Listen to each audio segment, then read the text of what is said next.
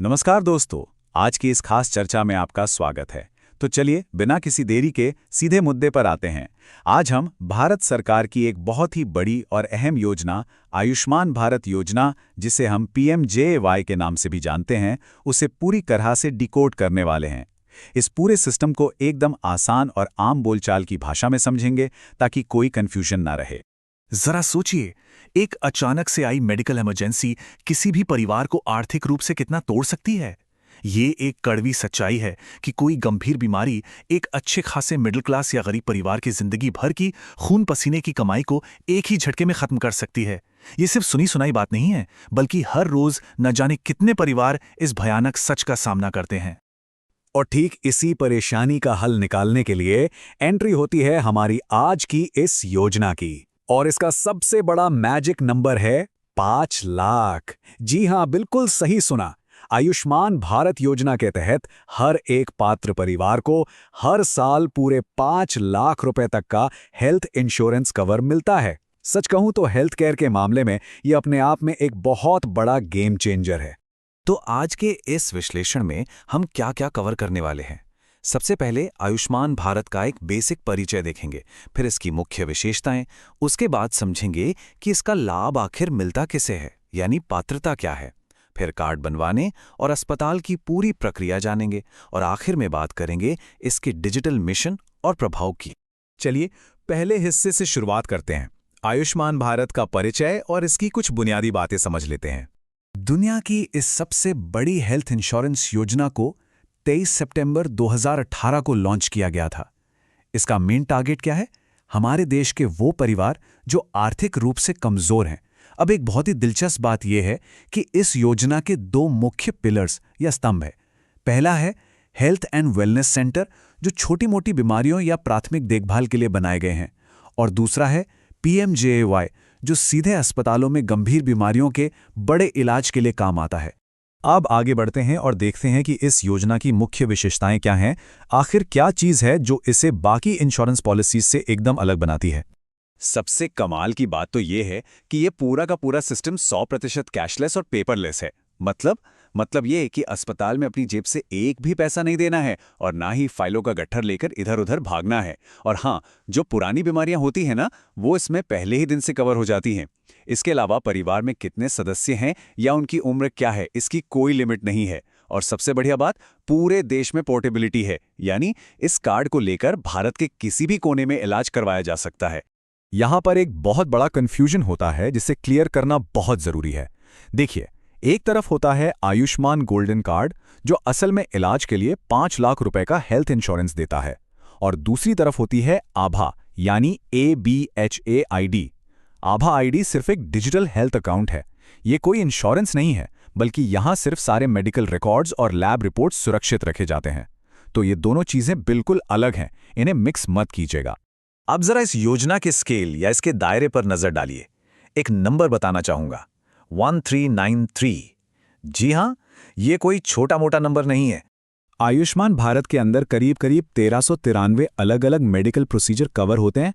इसमें कैंसर के इलाज से लेकर कीमोथेरेपी, बड़ी हार्ट सर्जरी, किडनी और लिवर की गंभीर बीमारियां, और यहां तक कि घुटने का प्रत्यारोपण यानी नी रिप्लेसमेंट जैसी महंगी चीजें भी पूरी तरह मुफ्त हैं।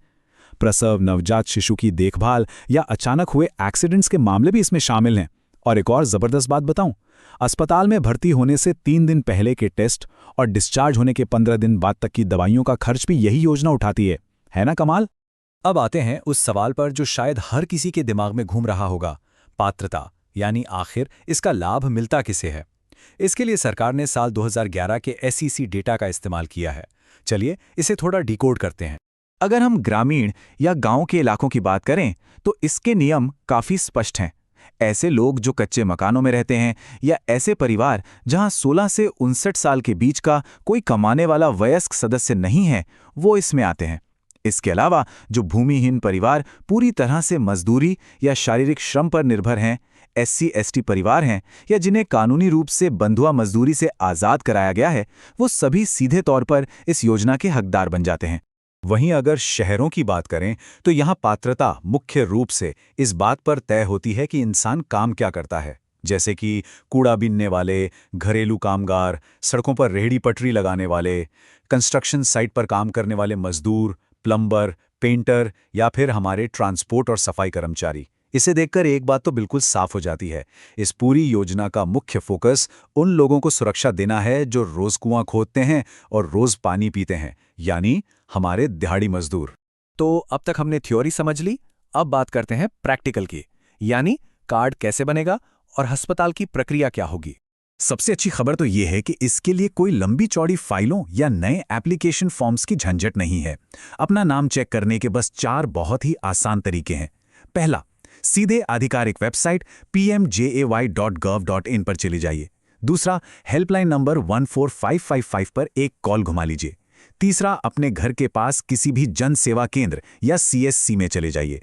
या फिर चौथा तरीका, सीधे किसी भी लिस्टेड अस्पताल में जाकर वहां बैठे आयुष्मान मित्र से मिल लीजिए, वो सारी मदद कर देंगे। और मान लीजिए कि लिस्ट में नाम मिल गया, तो गोल्डन कार्ड डाउनलोड करना तो और भी आसान है। बस ऑनलाइन लाभार्थी पोर्टल पर जाना है, अपना मोबाइल नंबर डाल के OTP डालना है। उसके बाद अपना राज्य, जिला और ID की डिटेल चुननी है। फिर एक छोटा सा eKYC वेरिफिकेशन पूरा करना होगा और बस आपका आयुष्मान कार्ड डाउनलोड और प्रिंट होने के लिए एकदम तैयार है। अच्छा, अस्पताल पहुंचने के बाद क्या होता है? यकीन मानिए, वो प्रक्रिया भी बिल्कुल टेंशन फ्री है। मरीज को सिर्फ अस्पताल के आयुष्मान डेस्क पर जाना है। वहां बैठे आयुष्मान मित्र डॉक्यूमेंट्स को वेरीफाई करेंगे और बिना किसी देरी के तुरंत इलाज शुरू हो जाएगा। और सबसे सुकून वाली बात, जब छुट्टी होगी तो हाथ में कोई लंबा चौड़ा बिल नहीं थमाया जाएगा, सीधा कैशलेस डिस्चार्ज। अब हम अपने विश्लेषण के आखिरी और सबसे दिलचस्प हिस्से की तरफ बढ़ रहे हैं, डिजिटल मिशन और इसका प्रभाव, यानी भारतीय स्वास्थ्य सेवा का भविष्य कैसा देखने वाला है। इस पूरी व्यवस्था को एकदम आधुनिक बनाने के लिए आयुष्मान भारत डिजिटल मिशन शुरू किया गया है। इसके जरिए हर किसी के लिए एक सेंट्रलाइज्ड आभा ID बनाई जा रही है।